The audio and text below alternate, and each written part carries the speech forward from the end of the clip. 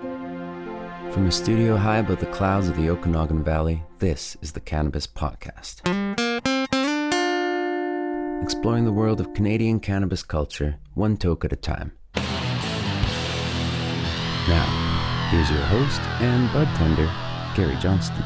And I have taken care of the one toke. Well, okay, maybe it was two or three, but I'm ready. And welcome back to another episode of the Cannabis Podcast. If this is your first time, I hope you're ready for a bunch of cannabis information for the next few minutes on what, in fact, may be one of the longest episodes of the Cannabis Podcast. We have a feature conversation with Tanner Stewart, who is the CEO of Stewart Farms in New Brunswick. This entrepreneur has some very strong opinions on many things about cannabis, and he's leading some great innovations at Stewart Farms. That is our feature conversation on this episode. We're going to start off with a couple of quick retail updates before we get into the conversation with Tanner. And so that we don't leave you disappointed, we're also going to throw in a Cultivar Corner. We're going to stop at Cultivar Corner for a taste of some rather sweet LA Kush Cake. All of that and more on episode 63 of the Cannabis Podcast. And thanks to cannabisretailer.ca for a couple of retail updates before we get into the conversation with Tanner. Medical registrations are increasing, apparently. This from January 15th from cannabisretailer.ca, and Jackie Maynard is the author of this. As of September 2020, there are 420,235 Canadians registered as medical cannabis users. Of those, 377,024 purchased their medicine from federally licensed producers, and 43,211 are registered with Health Canada for personal and designated cultivation of medical cannabis. Now, the number may seem small, but it continues to grow quickly. Over the summer, the number of medical cannabis patient registrations grew by 24%, and patients registered to grow their own medical cannabis increased by 29%, despite COVID-19 related delays from Health Canada. In fact, due to these delays, the cannabis regulations were amended in June to temporarily push the expiration date for existing registrations back 6 months. Now, the reported numbers can be somewhat deceptive, as COVID-19 hit, and the entirety of Canada, particularly governmental bodies, were scrambling to set up an effective work-from-home strategy for employees. Health Canada fell behind with registrations, and the reported numbers fell by 5%, from 320,340 in April to just over 300,000 in June, before jumping back to their current place. Now, when it comes to healthcare professionals writing prescriptions for patients to grow cannabis themselves, they generally authorize an incredibly high dose. While patients who purchase their cannabis from licensed producers are only authorized 2 to 3 grams per day, some healthcare professionals are authorizing an average of 36.2 grams per day for patients who grow their own.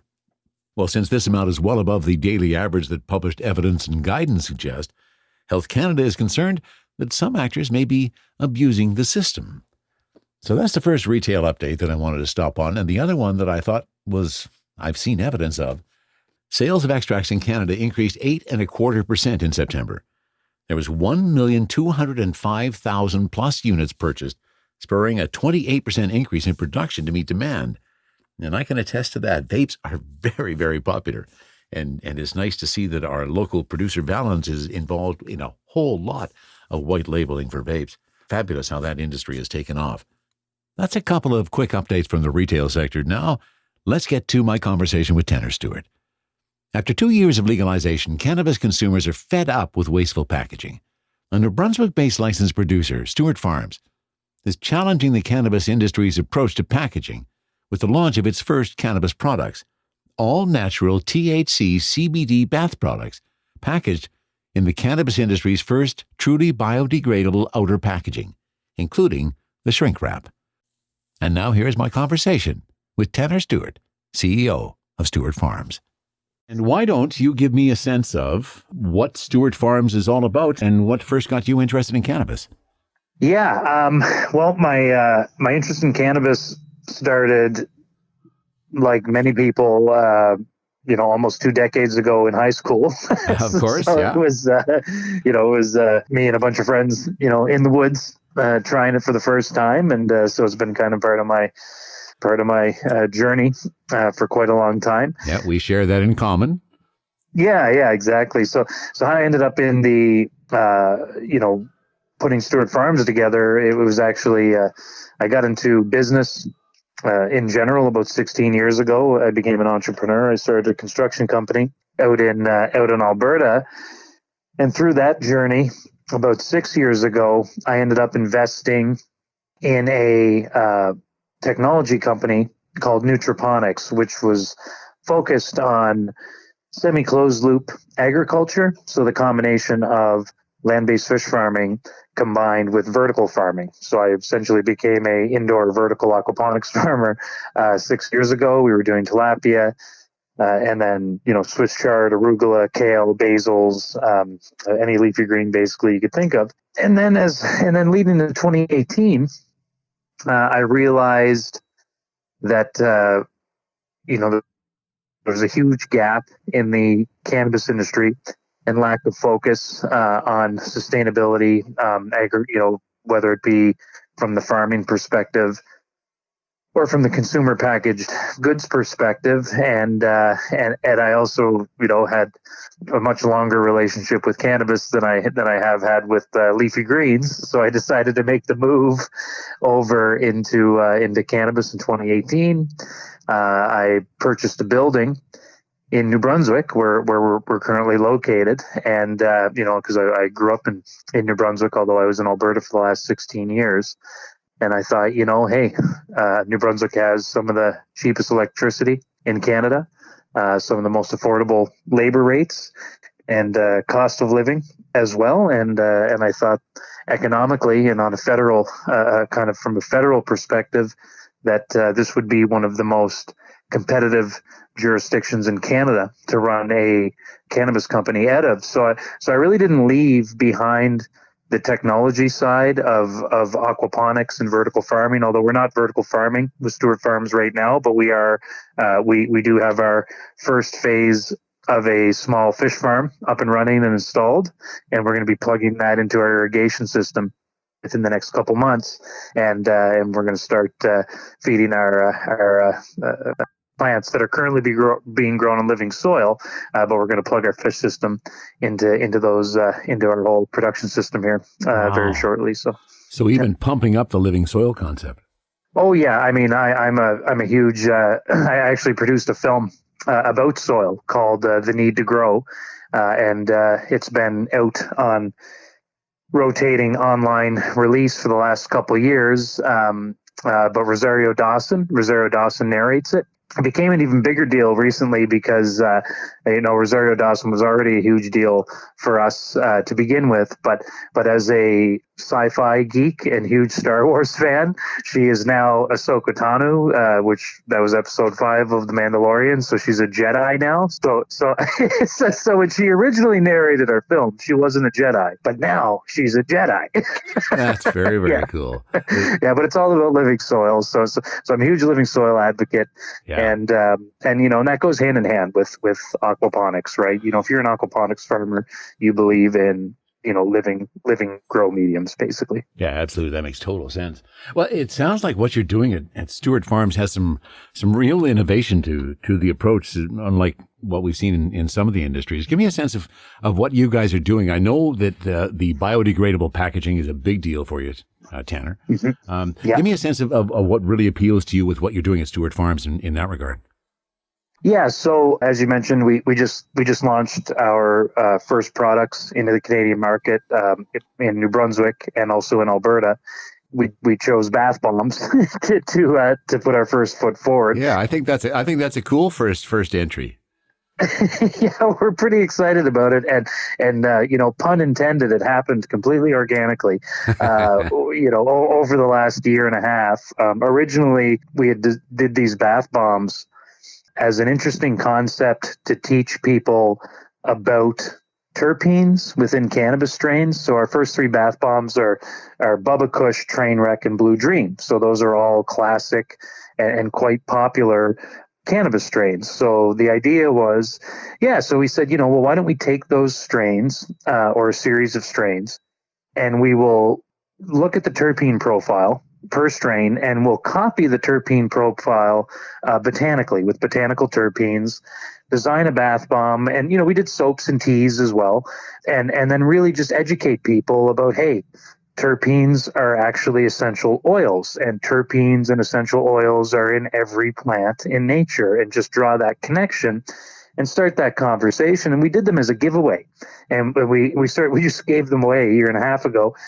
And at this event, the World Cannabis Congress in St. John, I think it was June 2019, that conference occurred. Actually, it was the same conference that Martha Stewart was at. When Bruce Linton announced the Martha Stewart partnership with Canopy, Martha Stewart was there, and I tried to tell her that I was her long lost son, but she didn't buy it. It was kind of an investment play, but it didn't work out. Why wouldn't you try that, eh? I was like, Mom, it's me. Good for you, Tanner. Your security guard just brushed me away. So it was a great event, and we had tons of people through our we did a cannabis museum, basically, all about the history of medical cannabis. And at the very end of it, people went through our venue, and they got to collect their bath bombs and their teas and their soaps. They had a little shopping bag, and they were just blown away. And then we had all kinds of people say, hey, can I wholesale these? And none of this was infused, right? So these are all non-infused products, right? Okay. At this time. So we said, hey, well, why don't we start selling our non-infused products? So we started selling these products essentially with no cannabis in them online last, December 2019. And people, they got great reviews. People love them. So then we eventually realized, when we got our license in April 2020, this past year, we were like, my gosh, like nothing like this is on the market yet. It's true. We have to hurry up and get this on the market, right? so all of a sudden, this free giveaway that was meant to be an educational tool to help, kind of move the whole industry forward and educate about terpenes, is currently one of the most important things our company is doing. It's the first thing that we're generating revenue off. So then when you get back to the packaging side of it, that's who we are. Who we are as a company from the inside out is we're innovation based. Right. We're completely focused on long-term agriculture innovation, medical innovation, with a sustainability throughput or through line. That's at our core. It's all about how can we be more sustainable. So it was really important to us to do everything possible to try to not put more microplastics out into the world. Is that right? Yeah, so we've succeeded with our first product. Now, I'm not sure we're going to be able to do it every time, but I can tell you this: whatever we can do to have next to no plastic in every single consumer packaged good we put on the market, that's what we're going to do. Right? And that is fabulous, Tanner, because as you well know, and you've kind of indicated as well, that is such a huge issue in the cannabis world right now. The amount of packaging that we are generating and consuming is astronomical compared to before we had legal cannabis in here. So good on you. I'm really pleased to hear that.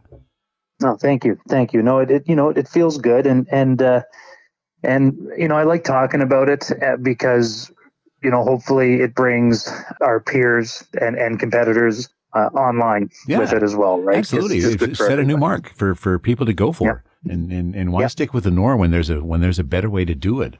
So let's dive into a little bit more about these biodegradable products for packaging that you're talking about. And I'm looking at some of the notes that I got from Victoria, who's the one who set this interview up. Innovative cannabis application of what is it called? Biolefen? Is that how am I pronouncing that right? Yeah. So it's basically the exterior of the package is a box, right? So that's the easiest way. One of the easiest things to go with instead of plastic, because you can use a box. And then the bath bomb itself is wrapped in what it is a plastic variation, but it looks like saran wrap, but it has a special chemical in it that ensures it's actually biodegradable, and it biodegrades not into microplastics, but into food for microorganisms. So that's why we can, state that 0 microplastics will be left behind. And that was the fascinating aspect when I was looking at the notes for this. That was the part that truly amazed me, that you not only have gotten rid of the plastic, but you're literally contributing to the better environment as this goes through its disposal process. That's cool. Yeah, and our price point on the product. Now, first off, our bath bombs in Alberta are retailing at about $17.99 maximum, and then here in New Brunswick they're running about $16.99.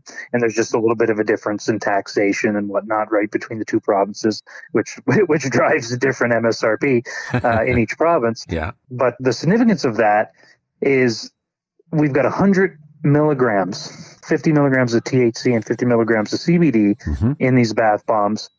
The ingredients are a combination of natural and organic ingredients in the bath bombs. So we're equal to the quality of, or better than the best bath bombs that a company like Lush makes right now, right? So we're kind of like at the top of the non-infused bath bomb quality food chain. And we have a significant amount of cannabinoids in the unit, and we have a plastic-free package, and we're equal to or better than the illicit market pricing of these same products. So that's the real. I mean, there's some of our illicit market competitors that are selling, 50 milligram cannabinoid products for $16. So they have half that. They have half the cannabinoids in a plastic container with no regulation, and they're the same price. Yeah.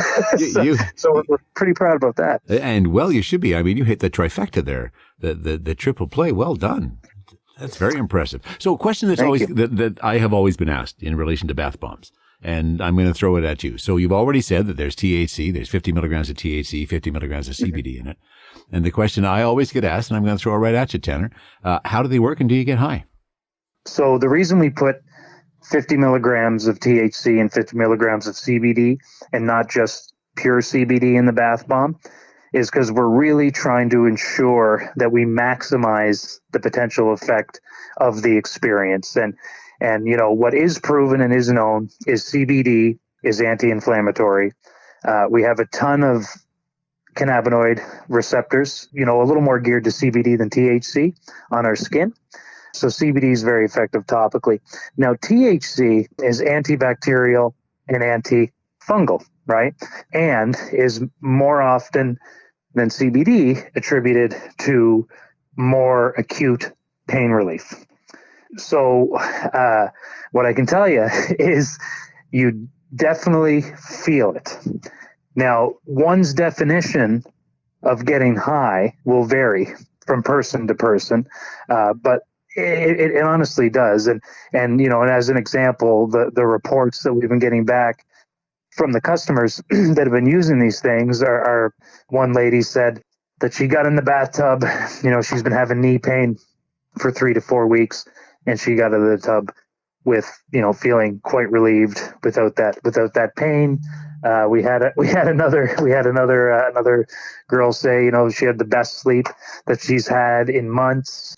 Lots of reports of just like feeling very relaxed and tingly and a bit warm and heavy, a bit kind of sedated. So I can't say that every person that interacts with these bath bombs is going to have the same experience, because that's just not how cannabis works. Exactly. That is not how cannabis works, right? It's not how any drug works. No. It's not how any drug works. It's not how Tylenol works. It's not how morphine works. And it's definitely not how cannabis works. Yeah, right? No, very good point, Tanner. But I can tell you one thing. People's skin feels great and soft. They smell great and they feel great. They're going to feel a lot better when they get into that bath than when they got in, and the general experience will vary a bit. And as you already indicated, everybody's general experience with cannabis is different, so you shouldn't expect it to be the same from person to person. That is very cool. I've often wondered what the effects are. I've never actually done a bath bomb with both THC and CBD. So, Of course, I'm not a big bath bomb guy anyways, but you're starting to intrigue me. And I do know my wife would be interested in using the bath bomb. So what are your plans for the rest of the country? Right now you're in Alberta and New Brunswick. Any chance it's coming to BC anytime soon? Oh, yeah. So hopefully within Q2, we'll be able to launch more or less in the rest of Canada, and that really is purely a manufacturing ramp up and a constraint, right? So it's like making sure that we ramp up at the proper speed to and ensure that every time we launch in a market that we don't have any gaps, right? So it's kind of nice that we started in 2 provinces. So right now our number one mission is to make sure Alberta doesn't run out and make sure New Brunswick doesn't run out. And as soon as we can, within Q2, bring BC online, Ontario, Saskatchewan, Manitoba, the rest of the East Coast. I mean, our goal is to be across Canada with hopefully more than just bath bombs. Yeah, absolutely. But by the end of 2021. So you do have other plans? Bath bombs is the product that the universe decided you should put out first. Yeah. And you do have some plans for others? Oh yeah. We have, I would say about 6 to 10 products outside of the bath bombs currently in development. I don't want to bring them up on this podcast, of course, you don't want to let anybody know. But I can tell you, they're all being designed with the same intent and ethics and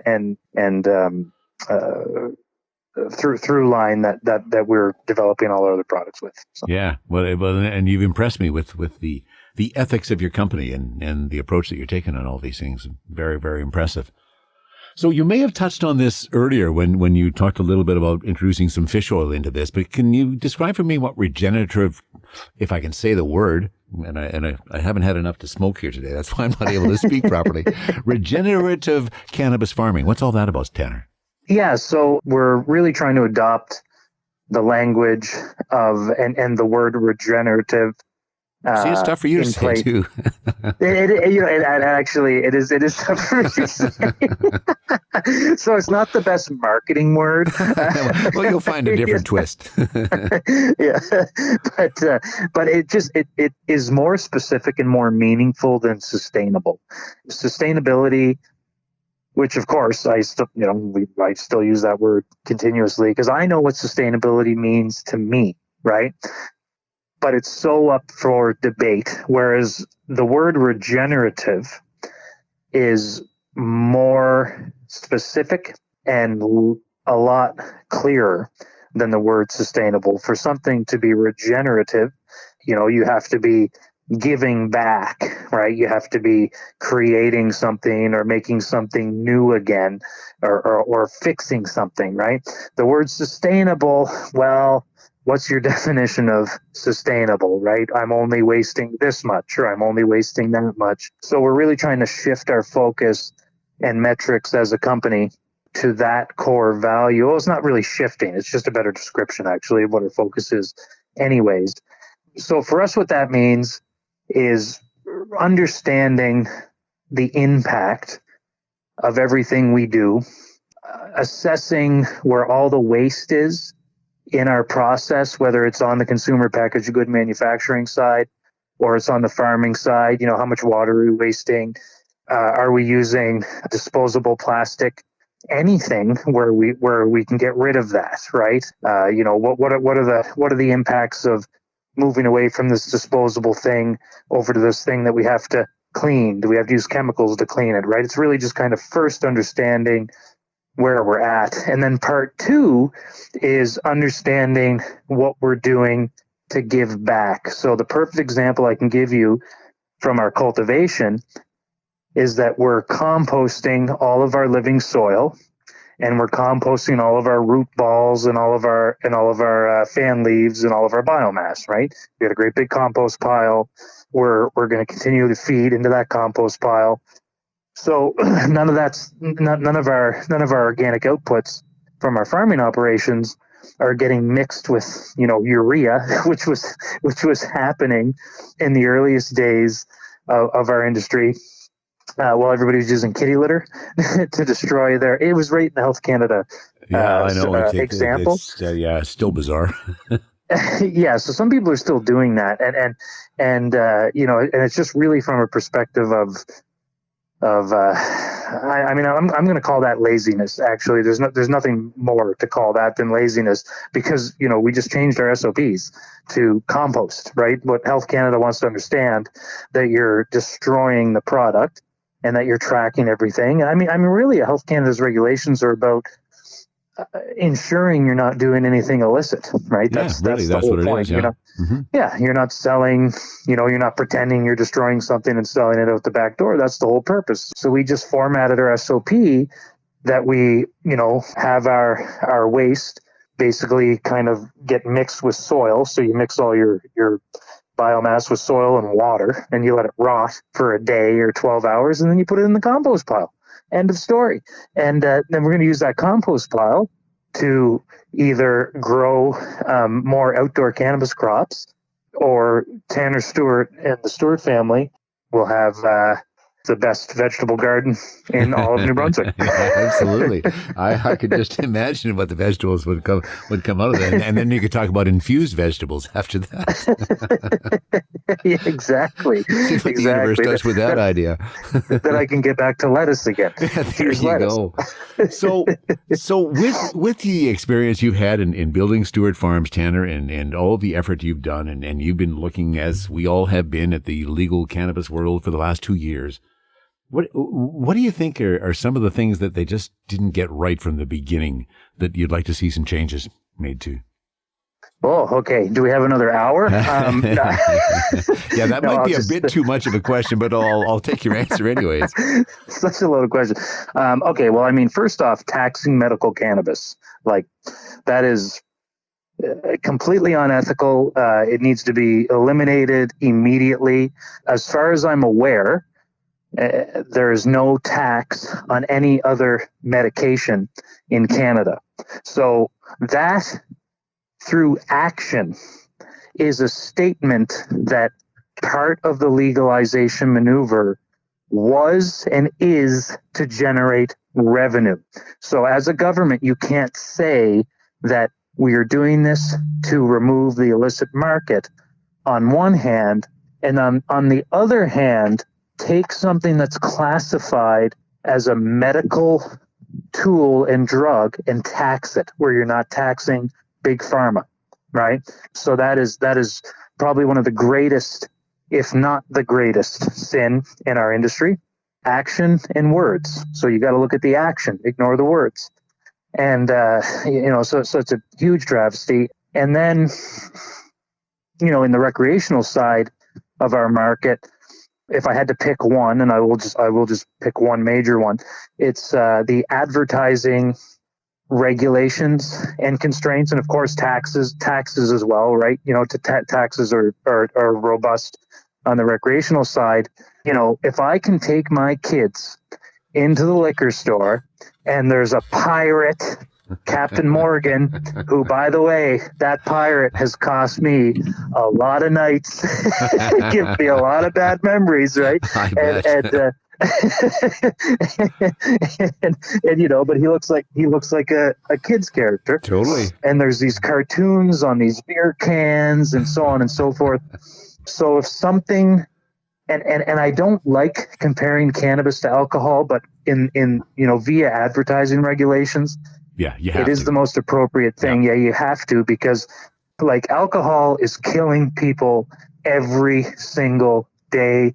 Proven statistics. I think now you have to verify this, but I think on a global scale, some atrocious percentage, something like 40%, and again we'll have to double check this number, but some atrocious percentage of murders globally are connected to alcohol. Period. Full stop. Right? And it's legal, and we can advertise it, and there's commercials about it, and there is no medical alcohol industry. That's true too. Yeah, I never thought of that before. No, there's no medical alcohol industry. I mean, other than actually alcohol that we use on cuts. But I mean, it's not. Exactly. It's a disinfectant, right? I use alcohol to disinfect the floors of my cannabis facility, and I drink it on Friday night. And it's disgusting. And meanwhile, we have this miracle plant that we can't even, and my whole point here is give us the same leeway that alcohol has, or give alcohol the same restrictions we have. Yeah, so absolutely. Go the other way if you can't make it better for the cannabis world. Exactly. Yeah. Pick one or the other. Bring alcohol to us right away, like tomorrow. and then start treating alcohol like you treat cigarettes, because that's where it's at. And listen, I enjoy wine. I drink. I'm not Mr. Sobriety over here, and I've had lots of negative run-ins with alcohol since I was a teenager. As many have. And exactly, and I'm not blaming the world for that, but I can tell you that I engaged with cannabis 6 months, just pretty much 6 months before I started drinking. Okay. And when I put the two in parallel, from being a young man to today, my best friendships and best experience and best memories usually involved cannabis and hanging out in the woods and hanging out in cars and hanging out at the skate park. And, it was all good. We weren't getting in trouble. Yeah. We were watching movies. I mean, I remember one day, like, there was a snow day, as we have in New Brunswick, because you get 3 feet of snow in 12 hours. And I think me and my buddies, this is a bunch of teenage guys. We were at my house. We're smoking weed and we're watching Save It Private Ryan. Yeah. I shouldn't be telling people that, but that's the opposite of getting in trouble. Totally. Meanwhile, me and these same guys go out drinking, and it is a disaster, like an absolute disaster. We're getting in trouble. We're lucky we're not getting arrested. Like, it's just, it's right there. What more evidence does the government need? Right? Yeah. Well, they're just not paying attention to that evidence. So. No, that's a very good point. Well, I am glad I asked the question, because those were two incredibly relevant points that you raised between what we're facing now after legalization and where we should go. So let's take that one more step further, Tanner. What do you think they still need to do? Again, not looking for an hour's conversation in regards to it, but what do you think the next biggest thing that they could do to improve the industry today? Well,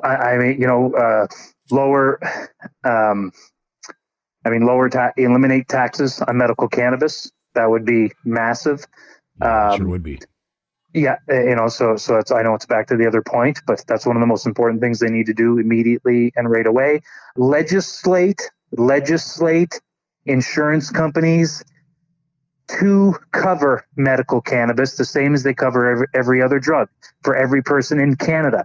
So both of those things are necessary. They need to happen. Long term, they actually will save insurance companies money and save the government money, because without knowing the exact numbers, I am quite certain that most of these pharmaceuticals are far more expensive, depending on the pharmaceutical, than medical cannabis. So forcing insurance companies to cover, they're all going that way anyways, because actually insurance companies are doing the math and establishing that medical cannabis is cheaper in a lot of cases than pharmaceuticals. So there's a financial movement there anyways, but we need to move quicker. And then also banking, same thing. The Canadian government needs to legislate these banks, and I'll call them out: RBC, Scotiabank, Toronto Dominion Bank. Now, Toronto Dominion Bank is called Toronto Dominion, but they're not, I think that's Canadian, and they are not funding cannabis companies, right? That is asinine. This is a legal industry. So I'm not a criminal. Nobody in the legal side of this industry is a criminal. But if I literally have to avoid saying the word cannabis when I'm dealing with, I own a construction company still, right? Sure. And this is an exact thing that happened to me 2 weeks ago. I put in an email that my construction company was, they said, what type of work are you looking at doing in 2021? And I said, we're looking at, we're going to continue the traditional work we've been doing, but we're also looking at, expanding into, windmills, doing work on potentially solar farms, cannabis facilities, greenhouses, right? I put a big long list, right? Because I put the word cannabis facility in that email, I got grilled for like 30 minutes on a completely this is my construction company. It has nothing to do with this cannabis company, but it was the red flag because I put the word cannabis in, and it's all because they have dealings in the U.S., right? I'm getting so tired of that answer that it's related to people's dealings in the U.S. Well, we're not the U.S. Exactly. So 100%. So, we have It is the government's responsibility to allow us and the Canadian businesses to work and do our business freely without scrutiny in a legal industry. And they have done nothing to address this, but kudos to Bank of Montreal, Alberta Treasury Branch, and any of the ones that I'm forgetting that are dealing with cannabis companies, right? So some banks have, put their foot forward and come into the industry, right? Yeah, so. and well, they should. And I'm to the point you just raised, and not in relation to a cannabis company being able to use a bank, but I'm getting so tired of people not wanting to use their cards in our store because they travel to the U.S. and they're they're worried about that popping up when they get to the border. That's the other thing. I'm just tired about hearing about it. If I go to the U.S., who cares? It's Canada. We're living here. Cannabis is legal. Why does this matter? Yeah, well, I mean, this is the job of the government, yes, right? This is why we elect. This is why we have elected officials. This is why we put them in office. We send them to Parliament to protect our rights as Canadian citizens, not to legalize an industry and let us flail out there in the wind as if we're still criminals, which is exactly what happened. It sure right? is. Boy, does this show that stigma is still out there big and strong. Yeah. Yeah, hugely. Totally. Wow. Totally. You are doing some fascinating work, Tanner. I really appreciate you telling me a part of the story of what you're doing at Stewart Farms. And that kind of just naturally leads me into my hot seat questions. Are you ready? Let's do it. All right. So what's your favorite cultivar? So right now I am loving the Royal Kush, Mandelbrot's Royal Kush. Okay. I grew it in my outdoor this year, and it's got beautiful myrcene terpene in it. Nice. It's great. Excellent. And do you prefer joints or vape? I absolutely prefer joints and will for the foreseeable future. Yeah. Well, I sort of understand that too. I do also use a vaporizer as well, but I tend to roll joints just because it's easier. When you're on high, what's your favorite munchie, Tanner? Oh man, it's chips. I'm addicted to chips. Okay. They're. I've been there. Yeah. We all have been. Do you prefer edibles or flour? Flour, hands down, and flour and hash. Okay. Oh, nice to throw in the hash. That's a nice addition. So one of the other things that I ask every guest about, because I'm talking to people all across our country, and I am always fascinated with language across our country. So is there a particular term with you in New Brunswick that you use for a running joint? For rolling a joint? No, for running a running joint where it's burning down the side on you. Oh, creep. See, there you creep. go. There's a new one. Wonderful. Yeah. Oh, you never heard that one before? No, it's creep. That one I haven't heard before. The most common one is canoe. When I spoke to somebody out of Quebec, white rabbit was another term that gets used. And now we have creep from New Brunswick. So we say, oh, it's creeping. My joint's creeping. Okay, you got some creep that there, totally right? makes sense. And then one other piece of language that I find changes across our country, and that's in how people refer to 3.5 grams, or what in BC we call an eighth. What do you call 3.5 grams in New Brunswick? 3.5 grams?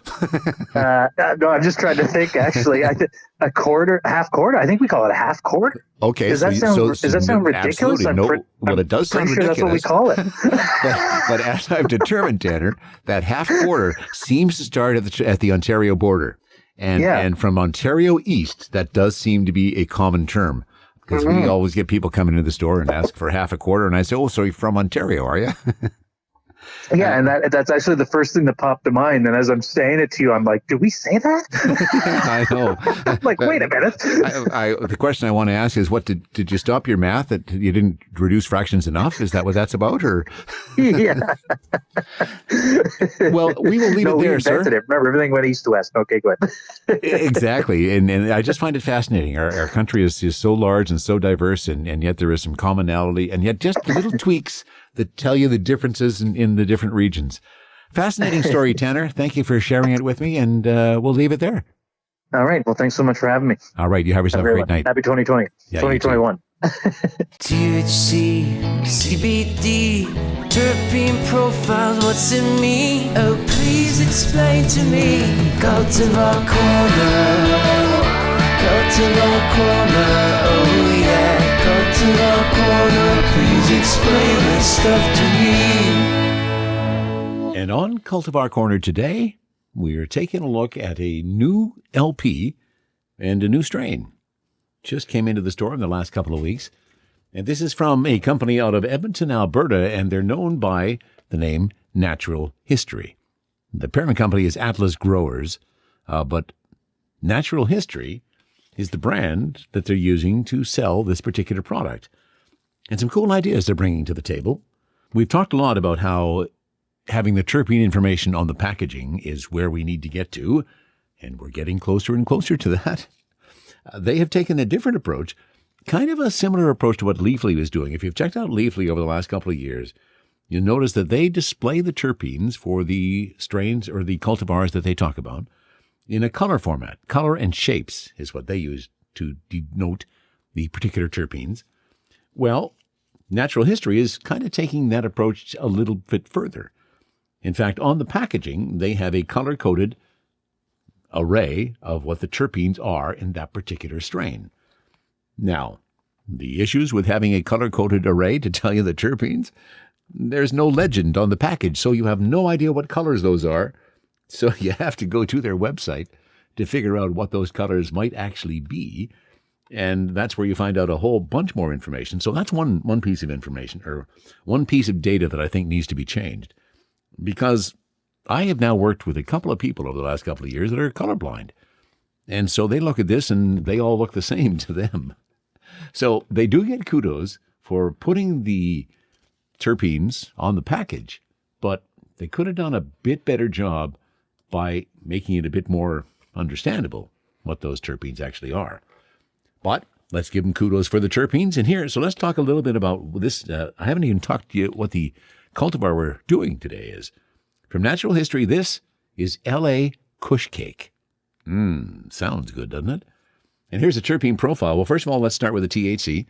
So the THC on LA Kush Cake is 23.9% on this particular batch. And here's the terpene profile. 34% is trans-beta-caryophyllene, 15% of trans-neurolidol, 11% of beta-myrcene, 9% limonene, and 9% alpha-humanine. And there's a bunch of others as well. But those are the primary 5 terpenes in this particular strain of LA Kush Cake. And let's have a smell. Oh, when I first opened this jar, and similarly now, this is, I think, the second or third time I've opened it. Oh, that is a wonderfully delightful array. So some of that earthiness from the myrcene. The beta-caryophyllene, a little bit of peppery in there. Oh, and a little floral from the linalool. Just delightful. Let me give you what these strains actually are from, where this comes from, the story behind LA Kush Cake. And, of course, I will put the link at cannabispodcast.com, as usual, where you can find out a whole bunch, and I'm not going to read it all to you. You can read that for yourself. But LA Kush Cake was created by combining Seed Junkie's wedding cake with Kush mints. That's the pairing on LA Kush mints. I say, absolutely delightful aroma. Really love the nose on that one. I've got them ready. I've got the vaporizer ready. Let's get that up to power. 1, 2, 3, 4, 5. And there we go. And now I also have the joint ready. So I think it's time we have a taste of LA Kush Cakes.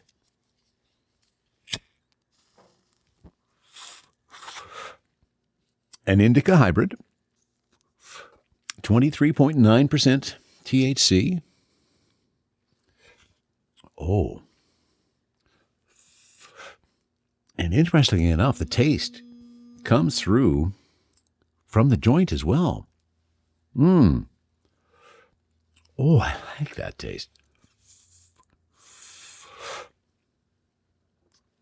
A bit of the earthiness, some of the floral from the linalool, a little pepper. Oh, that is just a delightful combination. All right, 3 hits off the joint.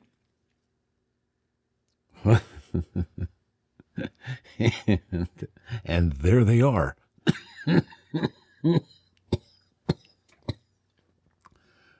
I thought that was an appropriate point for a pregnant pause. And while I hung in that pregnant pause, suddenly, bam, my happy eyes are here. Oh boy, I really like the taste of that one. Okay, I'm going to check the flavor profile over on the other side. Oh. I have to say, I'm pretty impressed with my initial feeling on this. While I wait for the vaporizer to warm up after that little power outage, I feel I eagerly want to pull in another toke, hold it in there and express that. Oh yeah, really liking this LA Kush Cake. Okay, the vaporizer is ready. Let's see what it tastes like that way.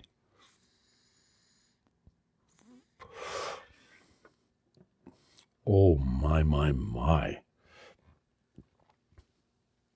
Oh, full flavor. Oh, more of that earthiness. And that little just adds just a nice touch of floral scent to it and floral taste.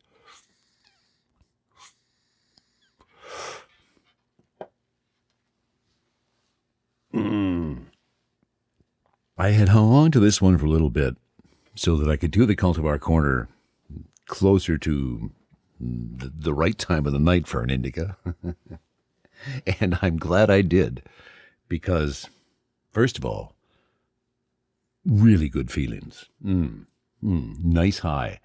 Nice euphoria that comes along with that. Okay, my happy eyes are here, but I'm also feeling a nice body relaxation. Feel like listening to some tunes. Of course, if I did that, then you wouldn't be able to hear me, but that may be for another time.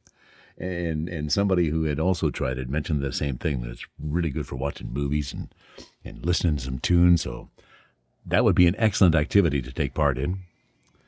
And let me give you a little bit more detail on this LA Kush Cake. With its high THC content, this indica-dominant LA Kush Cake was named Best Personal Flower at the 2019 Emerald Cup Awards.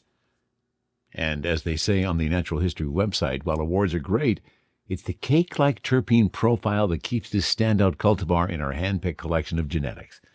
And of course, they also score multiple points because they call it a cultivar. Thank you, the folks at Natural History. So, LA Kush Cake, I think I'm going to be coming back for more. Well, I think you'd have to agree that was a rather full episode of the Cannabis Podcast. And let me finish with a quote out of the Cannabis, the Canadian Weed Reader by E. Reed Ross. This is number 136. And I know you're not traveling right now, but let's just imagine that you actually could travel. And if you did travel to Dubai, you should take a break from your favorite pastime until your visit is concluded. Just ask Keith Brown, a British traveler who was arrested and sentenced to 4 years in prison after airport customs officials discovered a speck of weed smaller than a grain of sugar stuck to the underside of his shoe. So there's your advice if you're ever traveling to Dubai. Give up the weed when you're on your travels. And that wraps it up for this episode. If you ever have any comments about anything you hear or suggestions you have for future topics or people perhaps who should be interviewed, please send them along to info@cannabispodcast.com. That wraps it up for episode 63 of the Cannabis Podcast. From the cannabis-infused studio, high above the Okanagan Valley, this was the Cannabis Podcast.